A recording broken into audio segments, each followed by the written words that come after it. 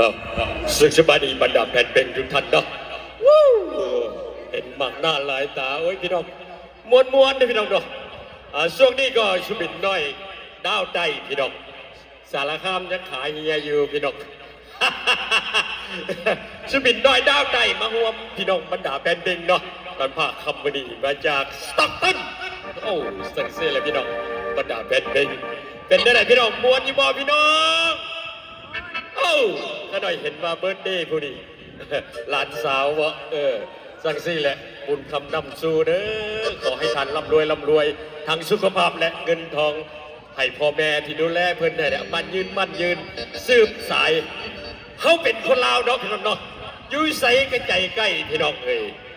สั่งซี่แหละพี่น้องชีวิตน้อยดาวใจประกอบส่วนในภาคคำบดีพระธรรมดาเป็นแต่ม้วนกันกันเลยเนาะแล้วก็มาจากLAอีกพี่น้องมาจากคาคาเมนโตอีกพี่น้องวงชีวิตน้อยดาวใจนี่หลายโพดพี่น้องใจใหญ่ไปจัดเพราะว่าเพิ่นบ่ดึงกับคีย์บอร์ดเถื่อเอาร้องเบิ่งกันเนาะกันเลยเนาะเขาเป็นคนลาวเด้อพี่น้องเด้อมามวนกันแน่เอามาจะนะลำวงกันเลยเนาะ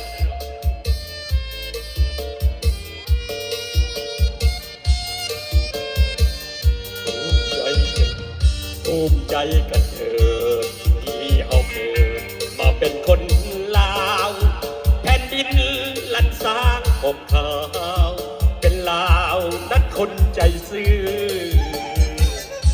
บรรพบุรุษของเรานั้นประวัติเล่าลือนำพาให้ลาวมีสื่อเรื่องลือสื่อดังก้องฟ้าภูมิใจกันเถิดที่เขาเกิดเป็นลาวชาติดีเป็นคน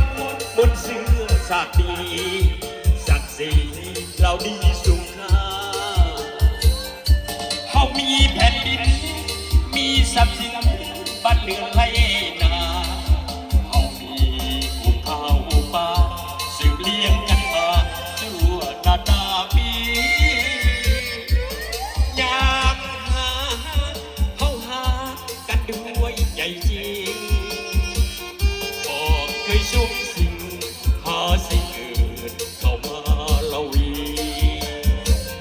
ลาวอยู่เป็นลาวศึกษาบ้านหลายพันปีเคียงคู่แม่ของวาลีหล่อเลี้ยงชีวีเหล่านี้เลื่อยมาภูมิใจเดินทางที่เอานั้นเกิดเป็นลาวแล้วจงได้ทักษะแนวให้ลาวเจริญก้าวหน้าตัวอย่างอันดีทานหลวงเจดีย์คงใช้เส้นทางเตือนใจให้ลาวรู้ว่าเขาควรสร้างสรรค์ให้ลูกหลานลาว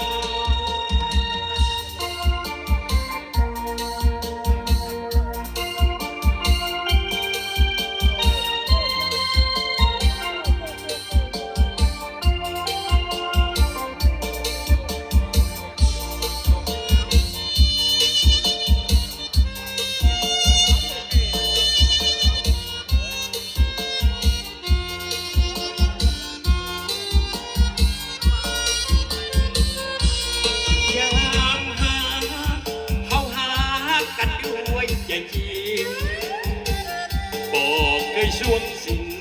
หาสิ่งอื่นเข้ามาละวีลาวอยู่เป็นลาว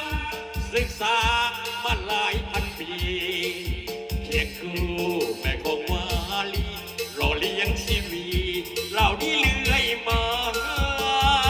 ภูมิใจเดินทางที่เอานั้นเกิดเป็นลาวแล้วจงได้ทักษะเดินก้าวหน้าตัวอย่างอันดีทานหลวงเจดีย์องค์ใสเสร็จทาเตือนใจให้ลาวรู้ว่าเขาควรสร้างสรรค์ให้ลูกหลานลาว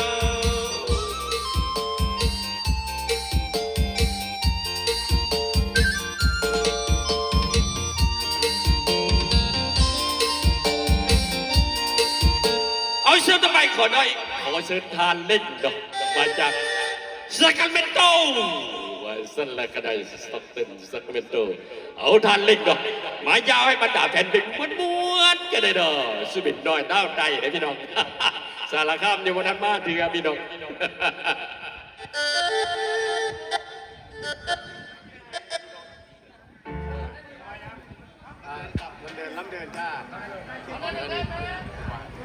เอาก็ขอบใจนะใครเนาะผิดพลาดมากันไหนก็ขออภัยเดินพิเศษก็แฮปปี้เบอร์เดย์หลานเนาะใครเนาะสวิต16ก็ได้ให้อายุมันคนยืนแล้วก็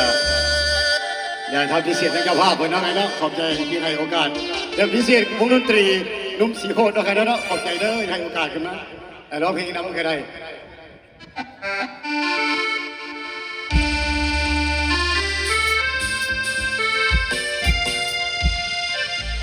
เอามีบอกก็ได้ซุปเปอร์ทีมผีก็ได้สิพาไปพุ่นก็ได้เพื่อนพุ่นหงพุ่นก็ได้และคือสองแถวน้ำอายสบายใจหายห่วงและเจ้าพลงดอกไปที่มือบานให้มาเส้นขึ้นมานางนายังสุเปอร์ตีนผีแถมใจดีดอกเดินนางนางเปิดเพลงให้ฟังพอมาเดินกันได้เมื่อกี้แล้วเด้อไปหัวนมกันเลยแช่เฮ้ยเช่เอาเมียเลี้ยวจาก15กับบอลกันในเซิร์ฟเวอร์ทีมดีเนาะไอ้ที่เราบนสินเลย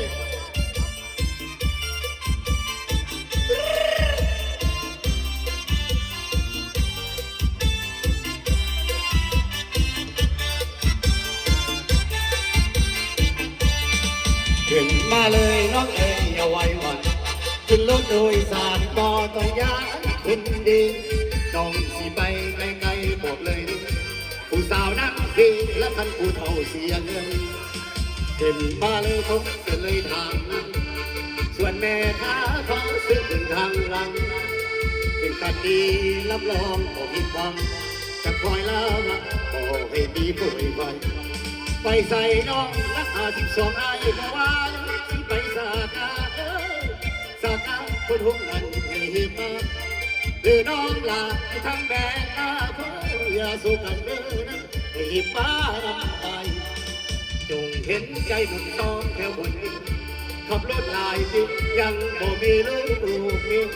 ดูคันอื่นเขามีผู้ขอที่อยากได้เมียมาที่ผู้เก็บเสนอน้องให้หัวใจยังว่างมานั่งยังข้างอายขอให้อุ่นใจมานั่งไกลเพียงสุดใจดีบริการหากบ่มีโอ้ยแฟนสารชะ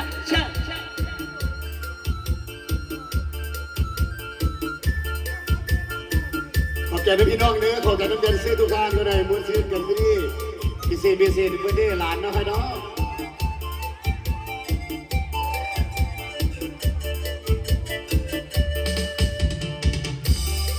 จงเห็นใจหนุ่มซ้อมแถวคนนี้ขับรถลายปียังบ่มีลูกปีรถคันอื่นเขามีคู่ขอดีและอายก็อยากได้มีมากินผู้เก็บเสนอเราหัวใจยังว่างมานั่งเคียงข้างอายที่ขอให้อุ่นใจ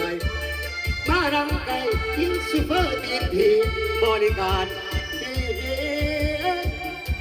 ถ้าพอมีแฟนสอน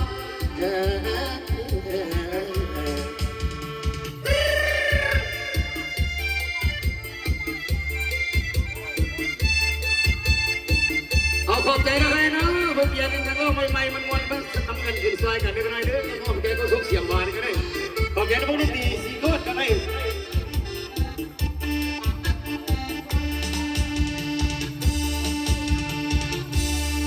thank you